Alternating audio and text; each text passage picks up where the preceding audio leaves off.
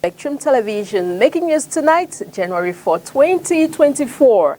92 million francs CFA is the total amount of the head of state donation to the 56 affected families of the Mbankolo tragedy. Ines Pangang will be elaborating more on the story in this newscast. Plus, today, January 4, 2024, is commemorated as World Braille Day. Onila Donet will be telling us the usefulness and importance of Braille to the visually impaired. Also in this newscast, we shall be having as guest Albert Leonard Dikume, an economic expert, who shall be elaborating on the inflation and scarcity of fuel prices, which was experienced all over the national territory recently. This story is in full and much more will be yours right ahead. Thanks for joining in. You're welcome to this 8 p.m. Balingo Primetime newscast on your TV, Spectrum Television. We will kickstart right away, and it's in the French language with you, Makeda Lydie Newton. Bonsoir, Makeda. Bonsoir Christelle Sexuelle, mesdames, messieurs. Bonsoir et bienvenue dans ce journal bilingue. Nous vous le disions dans les titres, 92 millions de francs CFA, c'est le montant global du don du chef de l'État à 56 familles sinistrées de Mbankolo. Les bénéficiaires ont soit perdu un proche dans le glissement de terrain survenu le 8 octobre 2023, soit perdu leur domicile dans ce drame. La remise de cet argent a été effectuée par le gouverneur de la région du Centre. Reportage Inès Pangang et Thierry Hon. C'est une enveloppe de 92 millions de francs CFA, dont du chef de l'État, distribuée à 56 familles touchées par le drame de Mbankolo dans le 2e arrondissement de Yaoundé. D'une part, les familles qui ont perdu un proche et qui doivent organiser les obsèques, soit 2 millions par corps et par disparu. L'attente a été longue après le drame qui est survenu le 8 octobre côté de Mbankolo. Aujourd'hui, nous pouvons nous réjouir du fait que, après toutes les mesures prises par l'État pour mettre la lumière dessus, les familles ainsi identifiées, ayant ainsi identifié les différents corps, peuvent désormais rentrer en possession de ceux-ci. Et d'autre part, les sinistrés, installés depuis la survenue du glissement de terrain à la maison de parti de Nkomkana. Pour aussi dire qu'en dehors des frais d'inhumation de ces différents corps, il y a aussi d'autres commodités d'accompagnement pour ceux qui sont encore déplacés dans la maison du parti de Nkomkana, pour pouvoir donc trouver d'autres espaces pour pouvoir donc avoir une vie paisible. La catastrophe de Mbankolo survenue le 8 octobre 2023 a officiellement fait 28 morts, 3 disparus et des dizaines de blessés. And still in line with this donation ceremony, the governor of the Center region, Nasari Paul Beya, has recalled on the population to stay away from risk zones while building their houses. Let's get more from this excerpt. The head of state gave instructions that money should be disbursed to accompany the family who lost their victims. And I was just supposed to supervise through the prefecture. And so we made it a point to come down and distribute this money to be sure that the various families who are concerned receive their money to go and bury the victims or the dead, and to bury them in a dignified manner. And so we want them to use the money to bury the dead and bury them in a dignified way. Secondly, we want to tell them and tell the population of the Center region that they should avoid constructing on dangerous areas or zones. They should avoid building on areas which are not recommended, because today they are looking as if it is very far. but tomorrow it can be their own turn. And we don't want, because the head of state needs all of us, needs all Cameroonians in the way we are doing things. And finally, we are saying that the help or the aid does not end today. Other accompanying measures are still to follow. And the Prefect is going to, in the days ahead, continue with it. To be sure that those who are still in the party house have some stipend, some money to go and rent or look for another place. So they liberate the party house, because it is not elegant, it's not dignifying for 50 people, 30 people to stay in one hall and you think that it is good. It's not a good idea. Bankomo incident. We now come back to the President's address to the nation. Despite highlighting in his traditional end-of-year address to the nation on the difficulties faced by the population due to the shortage and scarcity of fuel in the national territory, the population is still quite uncertain on the situation, despite the reassurance from the President to address the situation. Let's City Council. Fellow Cameroonians, my dear compatriots, over the past 3 weeks, you were faced with a shortage of petroleum products, suffering many inconveniences as a result. To address the situation, I have instructed the government to take urgent measures to ensure constant supply of the market. However, the challenges in the sector are broader and more complex. You must be aware that to maintain pump prices of fuel at their current levels, which are far below those in neighboring countries, the state has to make huge financial sacrifices to subsidize petroleum product imports.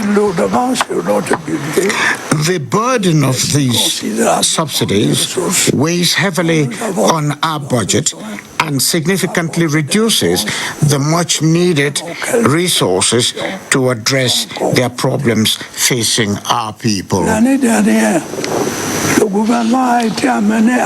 Last year, the government increased slightly the pump prices of fuel. As a result, the subsidy on petroleum products decreased from 1,000 billion CFA francs in 2022 to around 640 billion CFA francs in 2023. However, this subsidy continues to weigh heavily on public coffers. Though we will most certainly have no choice but to reduce it further, we will ensure that the requisite adjustments do not significantly impact the purchasing power of households. Ultimately, the rehabilitation of Sonara, which must be expected as I have instructed, should help to improve the situation in this sector. À la nation le 31 décembre dernier, le chef de l'État annonce une prochaine réduction de la subvention des produits pétroliers, ce qui pourrait conduit à une probable augmentation du prix des carburants. Quelle est la réaction des consommateurs face à cette annonce? Nos reporters Oyan Donké et Nono Foutué ont rencontré quelques habitants de la ville de Douala à ce sujet.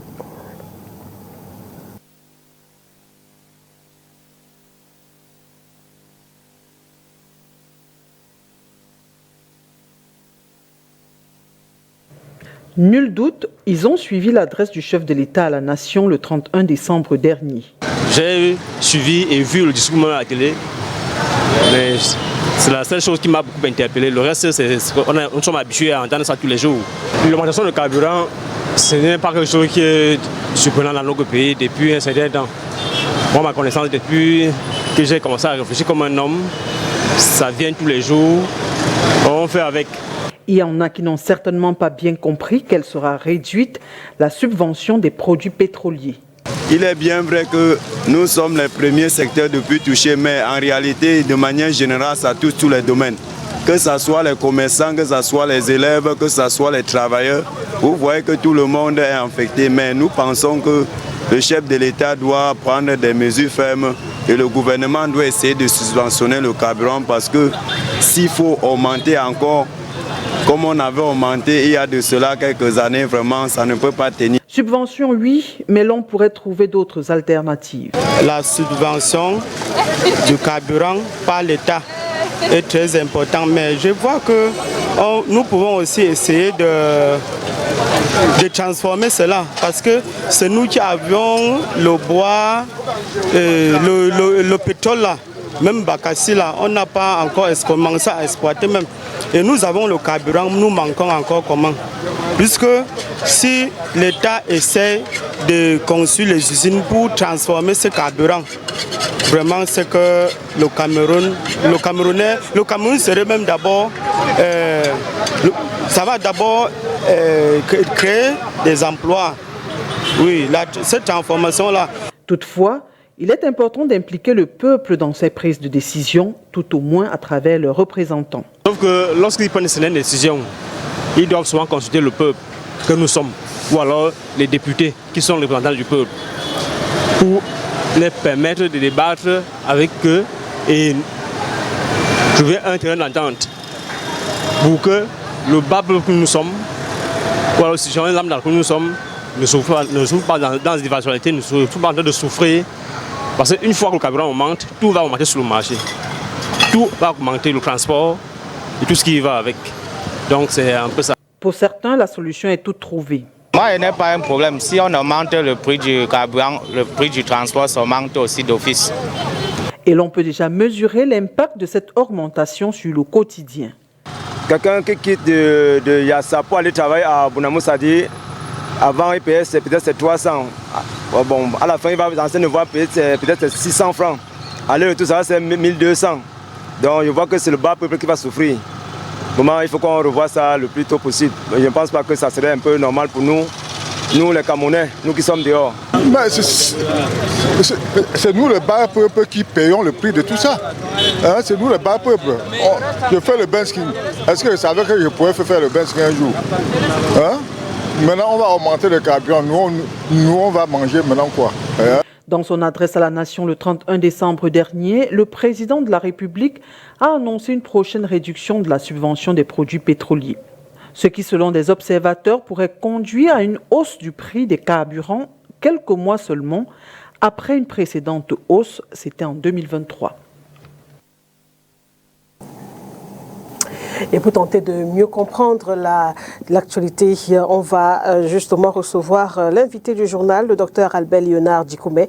Il est expert en fiscalité pétrolière. Bonsoir docteur. Bonsoir. Alors vous l'avez écouté, hein, le chef de l'État a annoncé donc la baisse de la subvention de l'État pour les produits pétroliers qui s'élevait à 1000 milliards de francs CFA en 2022 et réduite à environ 640 milliards de francs CFA en 2023. Alors l'État a-t-il des leviers sur lesquels il va s'appuyer ou doit-on craindre une hausse du prix du carburant, docteur? Oui, merci de me donner la parole à ce sujet. Disons que la première réaction, s'il faut réduire la subvention, ce serait effectivement de relever les prix à la pompe. Mais comme on a vu, on a pu le suivre auprès d'un certain nombre de consommateurs, il y a plusieurs autres moyens pour que la subvention soit réduite et que les prix à la pompe ne suivent pas cette hausse. Donc je l'ai souvent dit, il y a un certain nombre de postes de la structure des prix qui nécessitent d'être revus. Je l'ai dit depuis plusieurs années. Certains ont déjà connu un début de révision, comme par exemple la TVA sur le pétrole lampant, parce que le pétrole lampant et le gaz butane sont d'après l'ordonnance de 1994 qui organise la fiscalité des produits pétroliers, des produits de biens de première nécessité, qui sont donc exonérés de TVA, de droits de douane. Pendant longtemps, ces produits ont supporté la TVA, le droit de douane. Depuis à peu près 2 ans, la fiscalité interne gérée par la Direction générale des impôts est revenue là-dessus et a ôté donc la TVA sur ces produits. Par contre, les droits de douane continuent de plomber ces produits-là. Parce que contrairement à cette ordonnance, lors de la révision de la fiscalité douanière en 2018, on a réintroduit encore le droit de douane sur le pétrole en pan, sur le gaz butane, ce qui a un impact sur le manque à gagner, qui est donc appelé subvention de l'État sur les produits pétroliers. En dehors de certains, il y a ces produits-là, ces éléments qui relèvent de la fiscalité, qui ne sont pas nombreux, contrairement à ce que certains pensent. Ce n'est pas forcément la fiscalité qu'il faut réduire. Il y a ce qu'on appelle dans la structure des prix, la partie dite libéralisée, celle qui est gérée par les marketeurs et qui contient beaucoup de doublons. Ça aussi, je le répète depuis plusieurs années, il faudrait revoir tous ces doublons. Je crois qu'en 2020, le gouvernement était déjà sur le point de suivre ces recommandations-là, mais je crois que le FMI a dû intervenir pour demander que l'on maintienne le statu quo en ce qui concerne la partie non libéralisée. Donc, en fait, en ce qui concerne les marketeurs. Les marketeurs sont les sociétés de distribution des produits pétroliers. Donc, pour elles, on pourrait engager des gâchis sans que cela ne fasse pas frémir le FMI. Maintenant, à plus de ça, il y a une nouvelle rubrique depuis que la SONARER est à l'arrêt. On peut dire que c'est le MINE qui organise l'importation des produits pétroliers.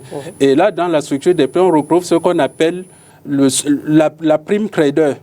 Cette prime trader, elle est encore énorme. C'est vrai que le MINE a l'habitude de dire que depuis qu'elle organise cette importation de produits pétroliers, l'État a fait beaucoup d'économies, mais je crois que le MINE prend pour point de repère une mauvaise période. Parce que le point de repère du MINE, c'est certainement 2017-2018, là où les opérations se passaient très très mal à la SONARA. Le MINE devrait prendre pour point de repère ce qui s'est fait par exemple en 2010-2011. Pour voir si effectivement cette prime trader est acceptable.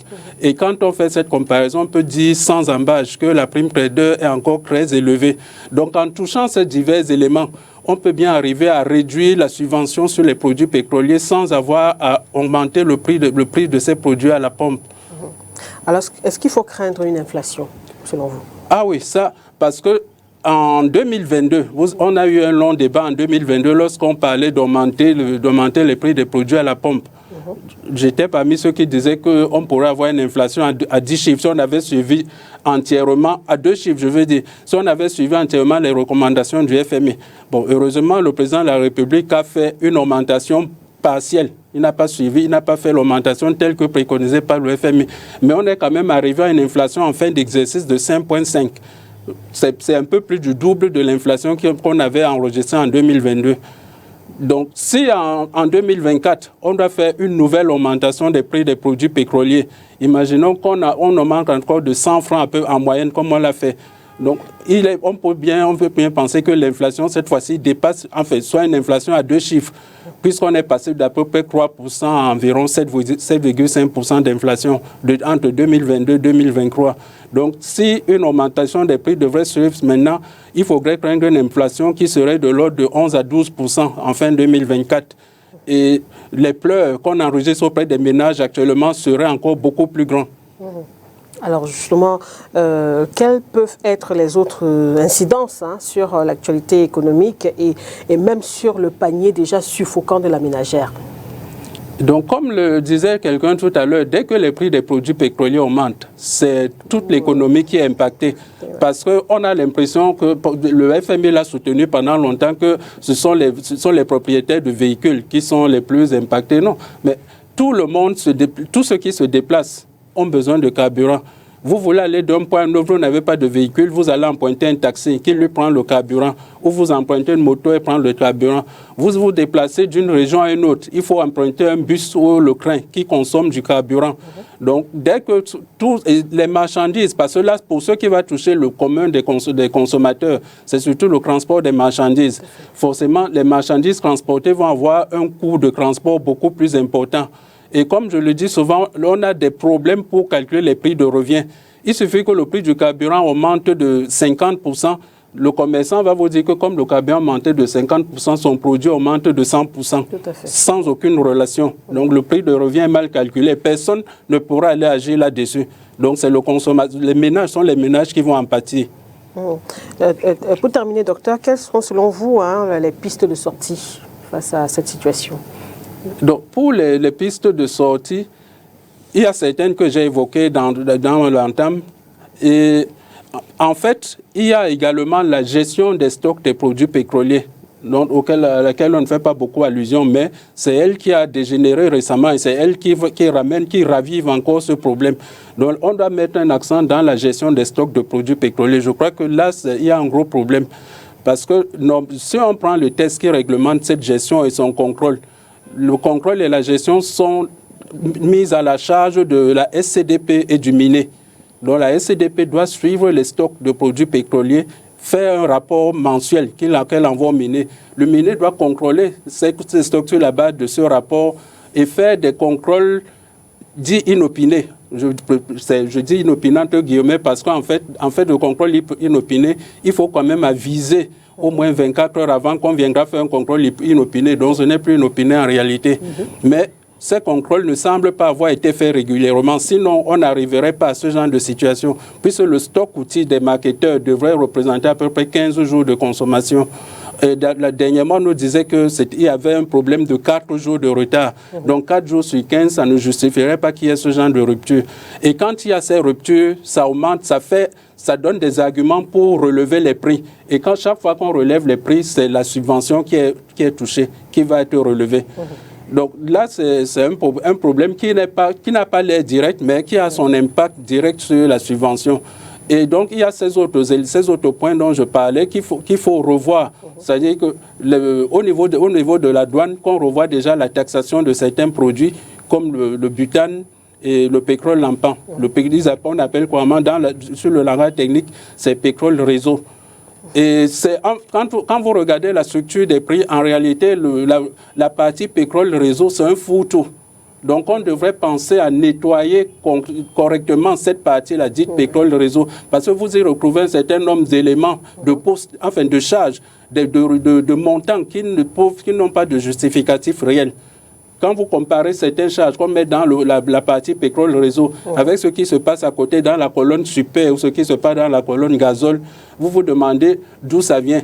Est-ce que c'est toujours les mêmes produits importés par les mêmes sources? Donc, en fait, quand on n'arrive pas à gérer certaines choses, on se dit qu'il y a un fourre-tout pétrole réseau et on le met dedans. Ce qui fait que la plus grande part de subvention de l'État qu'on retrouve dans la structure des produits pétroliers est alignée sur le pétrole réseau. On vous dira que ce sont des quantités infimes, mais elles sont quand même importantes.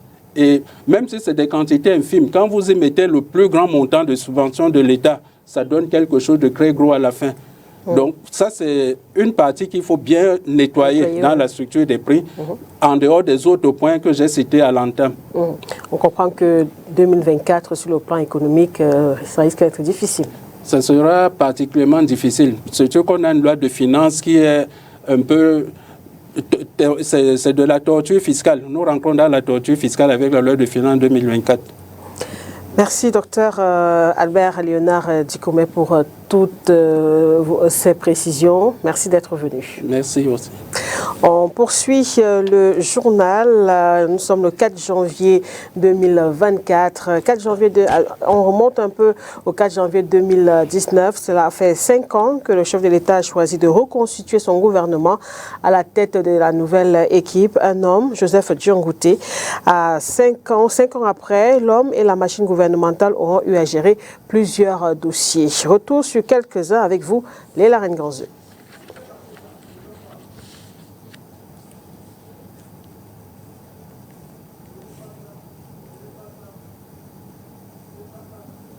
On va donc poursuivre le journal en anglais avec vous, Christelle Asek. Exactly, Lydie Makeda Newton, and we dive straight onto this communique from the Presidency of the Republic. The President of the Republic, President Paul Biya, will be receiving New Year wishes tomorrow, January 5, 2024, from the Diplomatic Corps and the National Constitutional Corps. And for this occasion, the dress code for men is traditional attire or dark suit, and for the women, it is dress suit or traditional attire. Today, January 4 is commemorated as World Braille Day, and this year the day is commemorated under the theme Empowering Through Inclusion and Diversity. Oni Ladonet tells us of the usefulness and the importance of the Braille for the visually impaired. Let's take a listen. Seeing words with one's fingers. The Braille has eased life for visually impaired persons across the globe as it helps them read and write and even type. L'écriture braille est une écriture sur la base de 6 points qui comporte 2 colonnes. The Braille text is one of 6 points, which has 2 vertical columns of 3 points and 3 horizontal lines of 2 points. These 6 points permits us to write letters of the Braille alphabet, which also ensures that visually impaired persons can read and write. L'alphabet braille compte, contrairement à l'alphabet français, compte 40 lettres et signes qui permettent aux aveugles de lire et d'écrire. This too offers its users direct connection with language, giving them the confidence and independence in written communication. L'important n'est plus à démontrer, d'autant plus que I think the most important aspect is that these Braille permits us to read and write. This gives us access to education. Mais aussi à l'accès à l'éducation et à la scolarité. As a subject in the school curriculum, the Minister of Public Health is urged to raise awareness on the importance of Braille studies amongst parents. As the world commemorates the World Braille Day today, the Cameroon Human Rights Commission has questioned some aspects of the Braille education still absent in the country. The low number of specialized and qualified teachers in inclusive public schools, absence of textbooks or official documents in Braille, amongst other things. The Commission has also tendered recommendations to remedy these backdrops, building specialized structures for Braille learning and adopting Braille learning. Seeing words with one's fingers. The Braille has eased life for visually impaired persons across the globe as it helps them read and write and even type. L'écriture braille est une écriture sur la base de 6 points qui comporte 2 colonnes. The Braille text is one of 6 points, which has 2 vertical columns of 3 points and 3 horizontal lines of 2 points. These 6 points permits us to write letters of the Braille alphabet, which also ensures that visually impaired persons can read and write. L'alphabet braille compte, contrairement à l'alphabet français, compte 40 lettres et signes qui permettent aux aveugles de lire et d'écrire. This too offers its users direct connection with language, giving them the confidence and independence in written communication. L'important n'est plus à démontrer, d'autant plus que I think the most important aspect is that these Braille permits us to read and write. This gives us access to education. Mais aussi à l'accès à l'éducation et à la scolarité.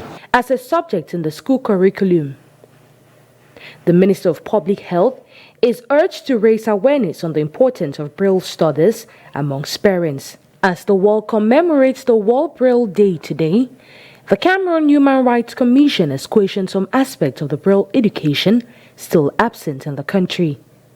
The low number of specialized and qualified teachers in inclusive public schools, absence of textbooks or official documents in Braille, amongst other things. The Commission has also tendered recommendations to remedy these backdrops, building specialized structures for Braille learning and adopting Braille learning. Seeing words with one's fingers. The Braille has eased life for visually impaired persons across the globe as it helps them read and write and even type. L'écriture braille est une écriture sur la base. Journal, nous le disions tantôt, 4 janvier 2019, 4 janvier 2024, il y a 5 ans, le chef de l'État a choisi de reconstituer son gouvernement et à la tête de la nouvelle équipe, un homme, Joseph Dion-Ngouté. Après 5 ans, l'homme et la machine gouvernementale ont eu à gérer plusieurs dossiers. Évocation de certains dossiers justement avec vous, Léla Ranganzou.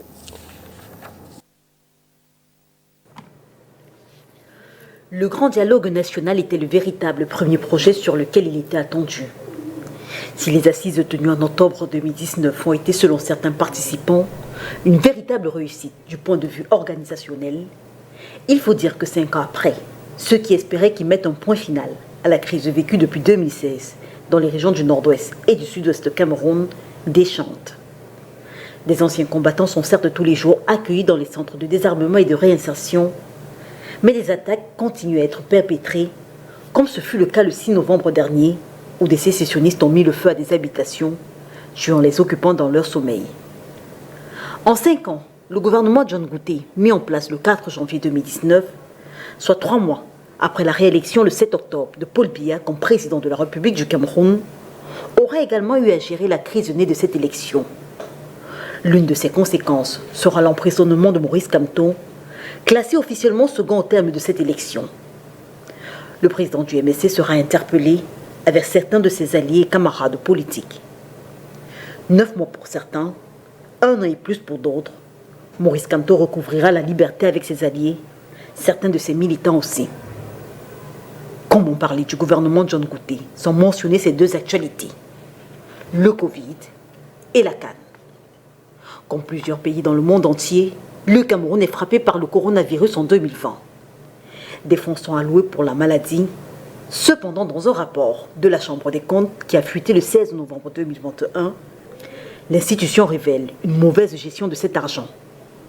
Surfacturation, conflits d'intérêts et autres entorses sont minutieusement détaillés en 171 pages. Quelques mois plus tard, Jeune Afrique révèle l'audition du Premier ministre et de plusieurs autres membres de son gouvernement. Nom de baptême, le Covid-Gate.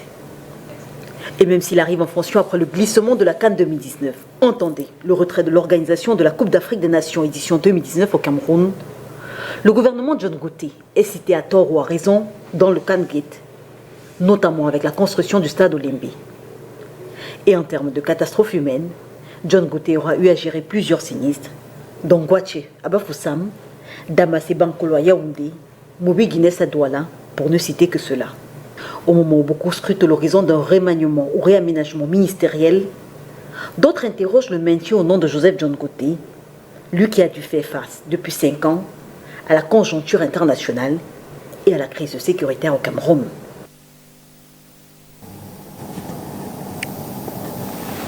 And now on to our sports page, AFCON 2024. We bring you an update in the Indomitable Lions den. 29-year-old Regis Muge has been called up by the Indomitable Lions head coach Rigobert Song Bahanak to replace Mumi Ngamalu.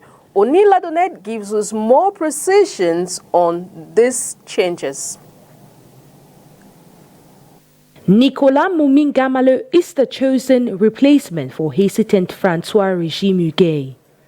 The 29-year-old has been called up by head coach Rigobert Song to replace the French Ligue 1 player, whose final choice is his club Marseille. Ngamalu is expected in camp come Friday, December 5. The Dynamo Moscow player will make his second consecutive AFCON appearance in Côte d'Ivoire. Mumi is the author of 3 goals and 3 assists in 16 games played for his club. Talk of club duties, Andre Onana will reportedly join Cameroon only after the game against Tottenham. Set for January 14, the shot stopper will jet off to Yamoussoukro 24 hours to Cameroon's curtain raiser against Guinea.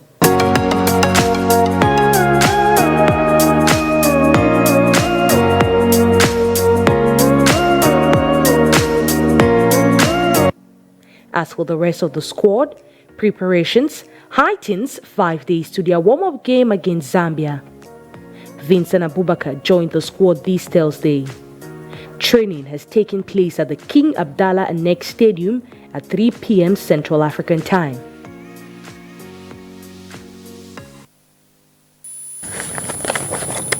And that report puts an end to this edition of the Bilingual Newscast on your TV, STV. Thanks for watching. See you tomorrow with fresh news and more. Good night. Good night. Makedali Dignotom. Au revoir, Christelle Sexoulet. Mesdames, Messieurs, merci de votre attention. Excellente soirée sur Spectrum Télévision.